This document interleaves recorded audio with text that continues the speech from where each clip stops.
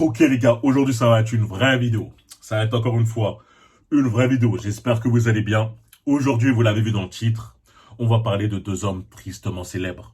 Tristement célèbres ces derniers mois, voire ces dernières années, à cause, même souvent exclusivement à cause de la relation qu'ils ont avec leur femme. D'accord? Donc on va parler de Johnny Depp et de Will Smith, de leurs points communs, de leur maladie, car oui, tous les deux ont une maladie. Et on va parler de comment faire pour surpasser leur état. Pourquoi? Car ces hommes-là ne vivent pas une situation unique. Beaucoup, mais beaucoup d'hommes vivent exactement la même chose. Donc on va parler tout simplement des solutions. Mais avant tout, vous connaissez la chanson, n'oubliez pas de liker, de partager et de vous abonner, de me rejoindre sur Patreon, nouveau contenu exclusif chaque semaine. D'ailleurs là on va parler de la drague de rue, ça risque d'être très marrant, et de ce qu'il faut dire lors des premiers rendez-vous. Donc rejoignez-moi sur Patreon pour ceux que ça intéresse. Lien dans la description, car on me dit souvent, mais Brian, c'est où, c'est où? C'est dans la description, d'accord? Et de me rejoindre sur Instagram pour la motivation, Brian.foril, mais ça, je le répéterai à la fin. Donc voilà, comme à mon habitude, on va pas perdre de temps, on attaque directement le sujet. Johnny Depp et Will Smith, quel est leur point commun? Ces deux hommes-là sont extrêmement connus. Ces deux hommes-là sont extrêmement talentueux. Ils sont charismatiques. Ils sont, comme je l'ai dit, reconnus par leur père. Dans le monde de l'acting, ils sont tous reconnus, on reconnaît leurs valeurs, ils ont eu des Oscars, etc. Et en plus de ça, ils ont le confort matériel, ils sont riches. C'est-à-dire que lorsqu'on les prend à part, on regarde tous les paramètres, ils ont tout pour vivre une vie heureuse. Mais ils ont fait l'erreur fatale. Et quelle est cette erreur fatale? C'est de choisir la mauvaise femme. En choisissant la mauvaise femme, ils se sont tirés plus qu'une balle dans le pied. Ils se sont jetés dans un gouffre sans fond, sans fin. Choisir la mauvaise femme va vous faire perdre la santé mentale, la santé physique, et même professionnellement, vous allez tout perdre.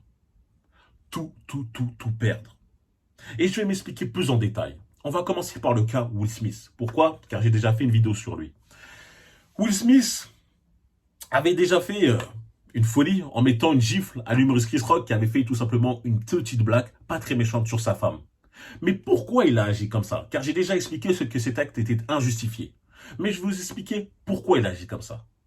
Car en fait, Will Smith veut prouver à Jada Smith, sa femme, qu'il la mérite. Il veut prouver sa valeur.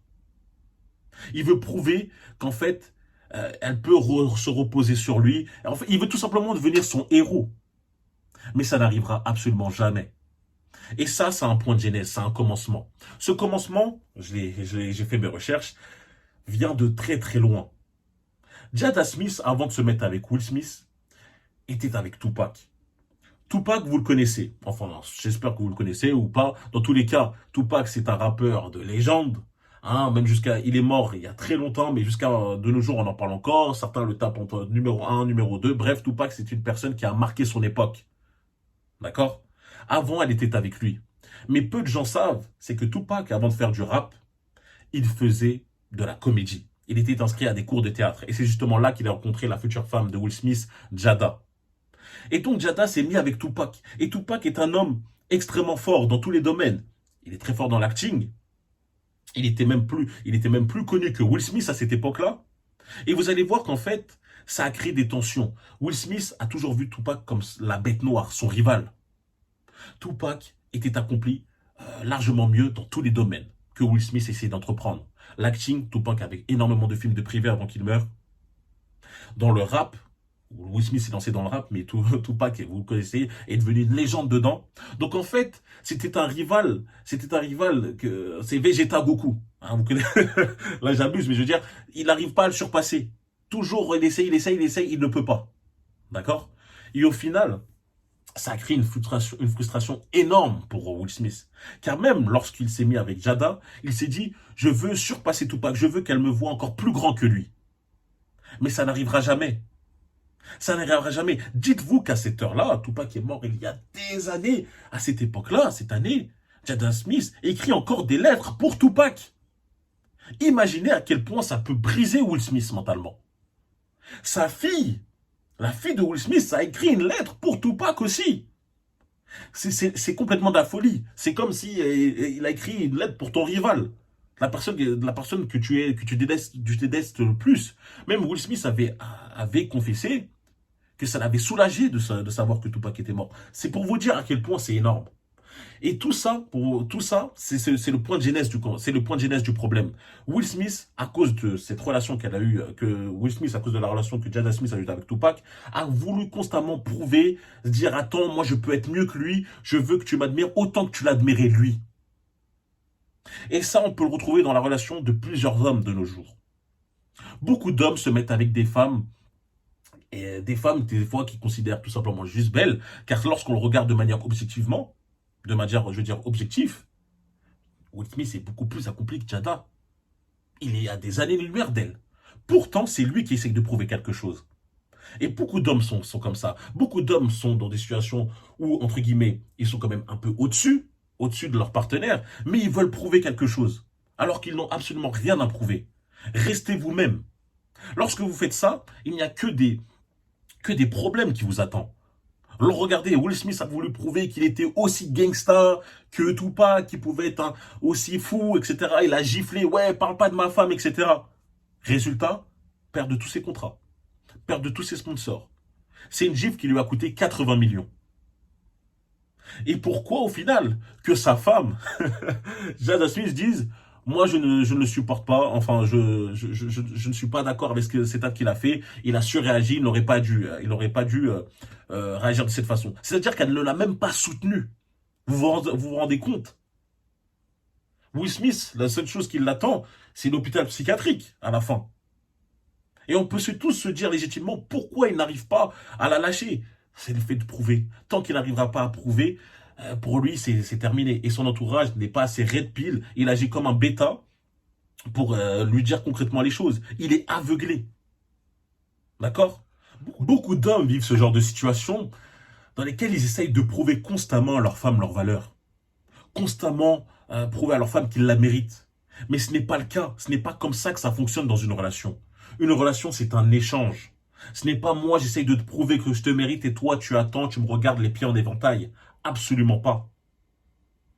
Et ça, ce problème, je l'ai déjà souligné dans une de mes vidéos. Dans tuer le bêta. Pourquoi tuer ce bêta? Tuer ce bêta qui va constamment vous dire non, je dois lui prouver, je dois lui prouver. Absolument pas. Des fois, une relation où vous vivez plus de mauvais moments que de bons moments, il n'y a qu'une solution possible. Une solution possible, c'est de couper court. De décider de la lâcher. Mais des hommes n'arrivent pas à couper cette perte et de se dire je vais devoir redevenir célibataire, vivre seul, car ils n'acceptent pas leur propre compagnie et ça fait directement le lien avec notre deuxième protagoniste, Johnny Depp. Et oui, en parlant de Johnny Depp et Amber Heard, qui sont-ils? Bon, vous connaissez Johnny Depp, l'acteur, Amber Heard aussi c'est une actrice, c'est un couple de stars. Et là, ils sont extrêmement médiatisés car ils sont en instant de divorce. Et pourquoi ce divorce fait grand bruit? Car lorsque Amber Heard a quitté Johnny Depp, elle l'a accusé d'être un homme violent, d'avoir été une femme qui a subi des violences conjugales. Il s'avérait que, en creusant l'histoire, après des cross-examinations, comme ils appellent ça, on voit qu'en fait, Amber Heard, c'était plutôt la personne violente dans le couple et Johnny Depp qui subissait. Qu'est-ce que vous voulez que je vous dise? Mais bon, là, moi, je veux me concentrer sur, d'abord, la position de Johnny Depp. Johnny Depp, pourquoi il a subi tout ça? Pourquoi il a subi, entre guillemets, cet enfer? Être un homme qui subit des violences psychologiques, physiques. Lorsqu'on regarde les antécédents de sa vie, on voit que c'est un homme qui n'arrive pas à être seul, qui n'arrive pas à être célibataire. C'est un homme qui, à chaque fois, saute de relation en relation, et vous en connaissez tous. Comme moi, je connais, j'ai un pote qui, lui, reste très rarement célibataire. Il est toujours en couple. Et pour moi, ça marque un problème très profond. C'est un homme qui n'arrive pas à accepter sa propre compagnie. C'est un homme qui n'arrive pas à accepter d'être seul. Dès l'instant que tu n'acceptes pas ta propre compagnie, que tu n'acceptes pas un peu cette solitude, c'est limite comme si tu ne t'aimais pas toi tout seul. Alors comment veux-tu créer une relation solide? Parfois, ça peut marcher lorsque vous tombez avec une femme qui, elle, entre guillemets, est très bien. Lorsqu'une femme est très bien et que toi, en plus, tu as une préférence pour tout le temps être en couple, etc., ça peut créer des relations extrêmement longues et heureuses. Mais le problème est forcément lorsque tu tombes sur une femme qui, elle, te fait vivre un enfer, comme je le répète. Alors là, toi qui es un homme qui n'accepte pas d'être seul, qui ne peut pas retourner célibataire, tu vas t'engouffrer dans cette situation-là. Et accepter, comme je le dis, des folies. Accepter ces violences psychologiques, physique, etc. Regardez où ça l'a emmené. À la fin de cette relation, lorsque finalement elle s'est enfin terminée, son ex-femme l'a accusé de violence conjugale, ce qui s'avère faux. Mais le mal a été fait. Johnny Depp, en choisissant la mauvaise femme, en choisissant de s'associer avec elle, il a perdu tous ses contrats lui aussi. Tous ses sponsors, etc. Évincé de Pirates des Caraïbes, évincé de tous ses futurs films, etc. etc.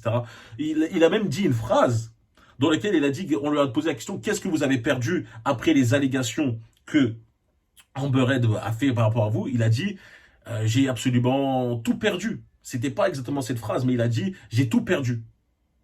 C'est ce qu'il voulait dire. Donc voilà, les frérots, vous devez accepter de pouvoir être seul. Dès l'instant où votre propre compagnie ne vous gêne pas, c'est seulement là que vous êtes prêt à pouvoir créer quelque chose avec une autre personne, une partenaire.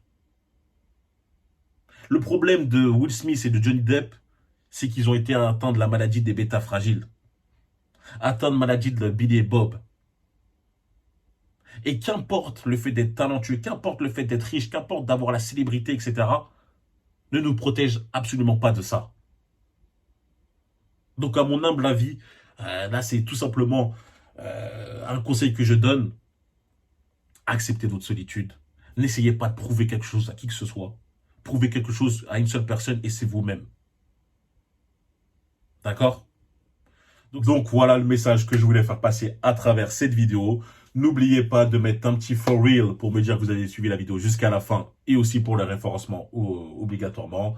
Les prochaines vidéos que vous voulez voir en commentaire, ça peut m'aider et me donner un peu d'idées. Me rejoindre sur Instagram, Brian.forreal, sur Patreon, comme je le répète, lien dans la description. La communauté en plus là-bas grandit de jour en jour.